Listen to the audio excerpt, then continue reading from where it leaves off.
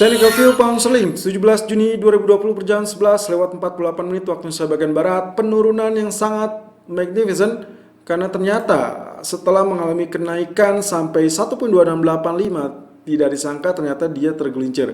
Meskipun sebetulnya dengan catatan ya, karena saya sempat melakukan buy di area yang kemarin kita rencanakan, yaitu 1.2615 ataupun 1.2628. Saya melakukan buy di area 1.2621 dan mendapatkan profit kurang lebih di area 1.2650 ya, karena dia sempat kembali retest ke area high, tapi sayangnya tidak break high ya. Jadi dia cuma sampai tertahan di 1.2677. Kurang lebih kalau Anda lihat di grafiknya, di grafik K1 ini yang kemarin terjadi. Jadi ini yang terjadi setelah dia sempat tersentuh 1.2606, lalu kemudian dia rebound sampai 1.2679 dan disitulah dia mulai tergelincir.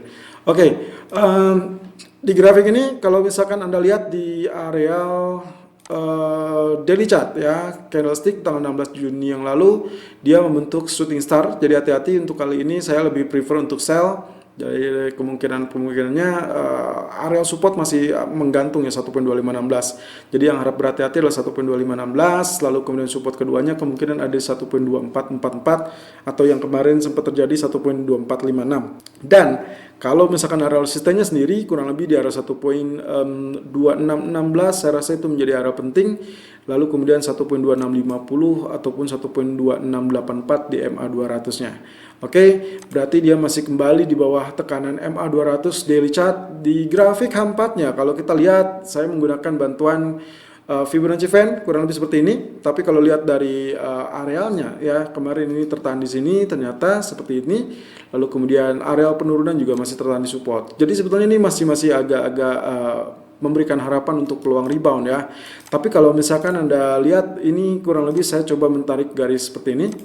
Berarti saya memiliki areal resisten dan ini kemungkinannya kalau kita lihat seperti ini berarti pound sterling dalam fase tekanan. Tapi seperti yang kemarin saya sampaikan, outlooknya adalah mereka berharap tentang pengumuman dari BOE tentang QE dan itu baru akan terjadi besok. Jadi let's say kalau memang ini penurunan berarti itu bagus karena berarti kita akan mendapatkan harga relatif lebih murah saat pengumuman BOE dilakukan. Sementara kalau misalkan dari kemarin sudah mengalami kenaikan, lalu kemudian dihajar kembali naik, maka besok sayangnya kemungkinan potensinya kenaikannya akan relatif terbatas saat BOE mengumumkan QE. Jadi itu yang terjadi. Sampai saat ini masih running price berada di 1.2555 dan area low di 1.2539 dan high di 1.2585. Jadi masih cukup tipis range-nya. Saya rasa kalaupun dia ada pullback, ya kurang lebih seperti itu di area biru yang berimpitan dengan area merah ataupun di area Fibonacci Fan, saya rasa itu akan menjadi potensial.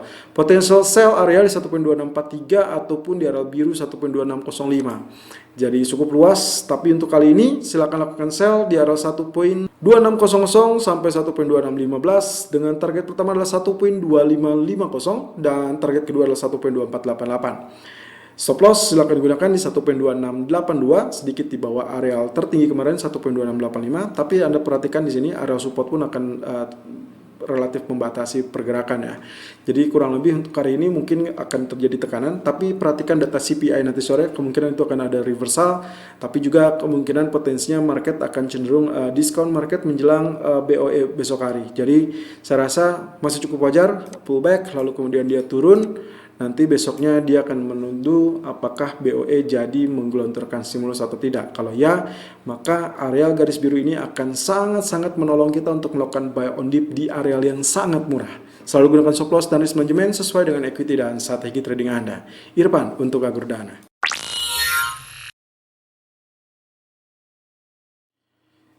Technical View Euro USD 17 Juni 2020 per jam 11 lewat 53 menit waktu Indonesia bagian Barat, high 1.1271, low 1.1251 dan running price kini bertahan di 1.1265.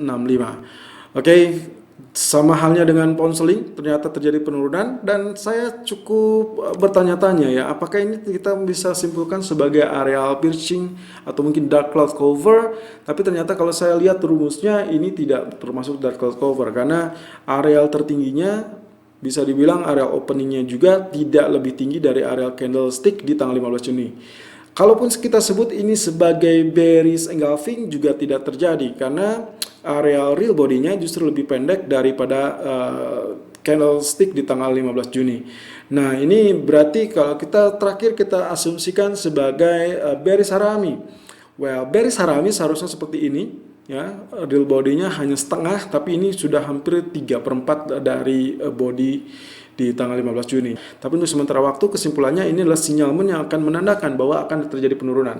Well, let's see. Kalau saya kesimpulkan ini engulfing, maka kemungkinan penurunan akan relatif terbatas, dan kemungkinan yang paling rasional, paling logis adalah areal biru atau areal ungu ini, seperti halnya yang beberapa hari lalu sempat dites lalu kemudian di rebound kembali. Jadi area penurunan masih akan terjadi, tapi dengan catatan kemungkinan akan tertahan di 1.1220 ataupun mungkin 1.1166 di area 61.8%. Jadi kalau ini kembali dites, waspadalah, karena kemungkinan kalau misalkan ternyata dia kembali dites lalu kemudian rentan, maka kemungkinan target selanjutnya adalah 1.1166. Tapi kalau ini masih efektif, maka kita akan melihat potensi bagian handle ini masih cukup kuat, dan let's see, cukup perspektif ya untuk kedepannya. Nah, kalau misalkan kita lihat di grafik H4-nya sendiri, saya dibantu juga dengan Fibonacci Fan, lalu garis biru juga masih tetap digunakan, dan Anda bisa lihat di sini saya menggunakan garis merah, area merah.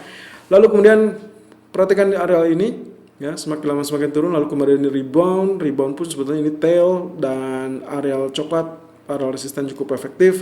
Berarti saya mau tidak mau menggunakan skema yang mirip dengan pound sterling, di mana area ini sebetulnya adalah rebound untuk kemungkinan potensinya ditekan kembali di area coklat.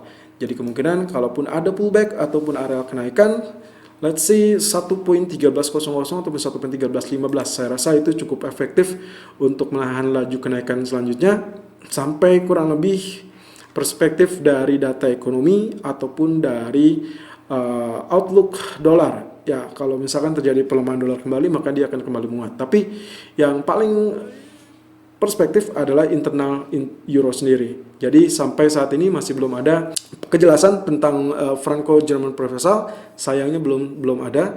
Tapi kalau misalkan pun seperti demikian, berarti saya akan andalkan ini akan terjadi pullback. Meskipun ini bisa saja saya asumsikan ini double bottom ya, dan ini adalah neckline-nya. Tapi untuk sementara waktu ini, kali ini saya asumsikan pullback, naik ke atas lalu kemudian dia tekan kembali, berarti sell on pullback di area 1.1295 ataupun 1.1310, dengan target pertama adalah 1.1245 dan target kedua adalah 1.1188.